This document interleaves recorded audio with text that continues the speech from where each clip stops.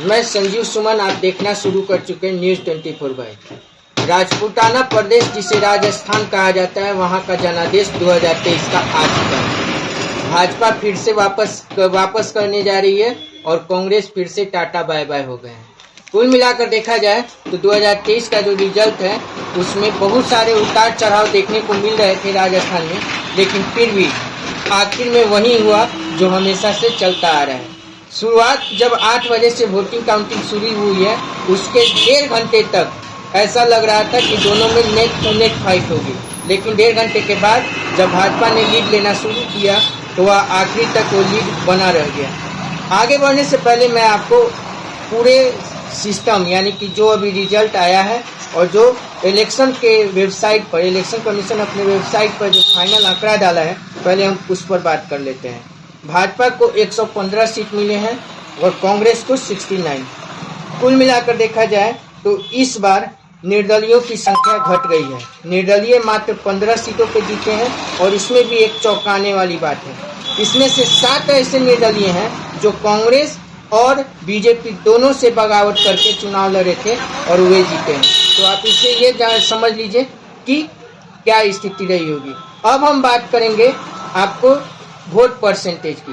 राजस्थान में जो इस बार का वोट परसेंटेज है उसमें कांग्रेस कुछ पॉइंट जरूर ऊपर चढ़ा है, लेकिन फिर भी वो सरकार बनाने से पीछे रह गया है।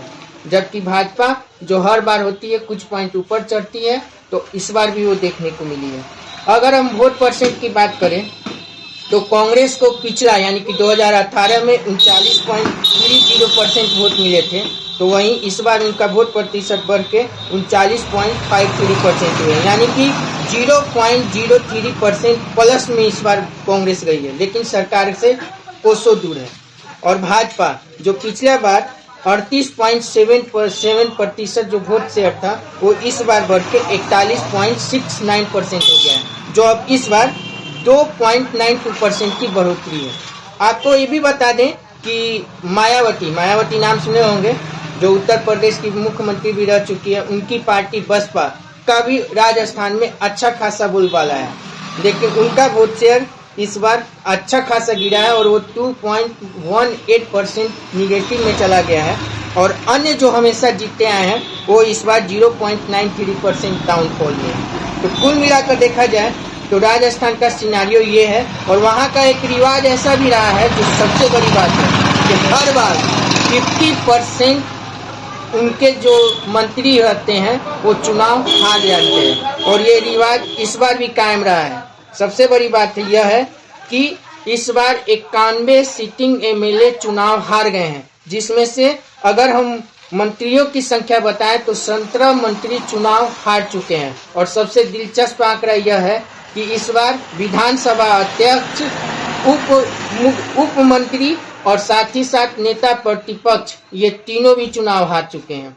कुल मिलाकर देखा जाए तो राजस्थान का रिजल्ट सबसे चौंकाने वाला रहा है। और इस रिजल्ट का सबसे बड़ी सिनेरियो ये है कि जो 3 नेता सबसे बड़े माने जाते हैं, डॉक्टर सीपी जोशी जो कांग्रेस के बड़े नेता हैं, और साथ ही साथ जो अभी विधानसभा स्पीकर थे राजस्थान के, वो चुनाव हार गए हैं और उन्हें विश्वराज सिंह मेवाड़ इस बार चुनाव जीते हैं। और आपकी जानकारी के लिए बता दें कि नाथद्वार से वो चुनाव लड़ रहे थे, और नाथद्वार के ही वो राजघराने से आते हैं मेवाड़ साहब, जो चुनाव जीते हैं और सीपी जोशी को हरा दिए हैं। और दूसरा है सतीश पुनिया जो है वो भी बहुत बड़े नेता हैं, उप नेता प्रतिपक्ष थे और बीजेपी के बड़े नेता हैं, वो चुनाव हार गए हैं और उन्हें आमेर फोर्ट से शिकस्त मिली है। और वहां से प्रशांत शर्मा चुनाव जीते हैं, जो 9092 वोट से सतीश पुनिया को हराए हैं। तो तीसरे राजेंद्र राठौर जो नेता प्रतिपक्ष थे, उन्हें 10,345 वोट से नरेंद्र बुदानिया चुनाव हरा दिए हैं। कुल मिलाकर देखा जाए तो ये पहली बार हुआ है कि स्पीकर, नेता प्रतिपक्ष, उप नेता तीनों चुनाव हार गए हैं। और सबसे बड़ी बात यह है कि इस बार 25 साल और 26 साल के युवा भी एमएलए बने हैं, तो 82 और 83 साल के सबसे बुजुर्ग भी एमएलए बने हैं। कुल मिलाकर देखा जाए तो इस बार के चुनाव में 7 एमपी चुनाव लड़ रहे थे, जिसमें से भाजपा के 3 सांसद हार गए हैं तो 2 सांसद ऐसे हैं जो तीसरे नंबर पे रहे हैं। कुल मिलाकर देखा जाए तो भाजपा के सबसे बड़ी इस बार की जो चुनाव का परिणाम आया है, उसमें जो भाजपा के सांसदों में से सबसे बड़े सांसद में से एक विद्याधर नगर से जो राजघराने की आती हैं, राजकुमारी दिया कुमारी, उनका नाम है, भाजपा से ही है। वो 71,368 वोट से चुनाव जीते हैं। और मैं उनका नाम इसलिए ले रहा हूँ कि वे अभी राजस्थान के मुख्यमंत्री की दौड़ में उनका भी नाम चल रहा है। कुल मिलाकर देखा जाए तो राजस्थान में 115 सीटों के साथ भाजपा बहुमत के साथ सरकार बनाने जा रही है। क्योंकि आपकी जानकारी के लिए एक बात और बता दें कि राजस्थान में 200 सीटों वाले राजस्थान यानी विधानसभा में से 115 सीटें लाकर पूर्ण बहुमत की सरकार राजस्थान में बीजेपी की बनने जा रही है। और मुख्यमंत्री के दावेदारों में जो नाम चल रहे हैं उसमें योगी बालकनाथ, खुद पूर्व मुख्यमंत्री वसुंधरा राजे सिंधिया और जो मैंने अभी बताया आपको दिया कुमारी, इनके नाम 3 नाम अभी चल रहे हैं।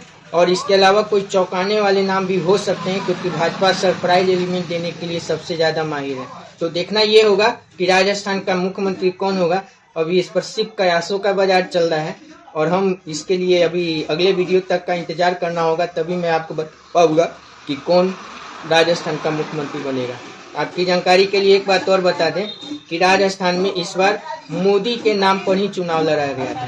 तो ये थी राजस्थान की रिजल्ट की पूरा सिनेरियो। हम आपको अगले वीडियो में एक विश्लेषण भी लेकर आएंगे कि आखिर अशोक गहलोत चुनाव क्यों हारे। बहुत ही शानदार विश्लेषण होगा, जरूर हमारे साथ जुड़िएगा। तब तक मुझे यानी संजीव सुमन को आज्ञा दीजिए। नमस्कार।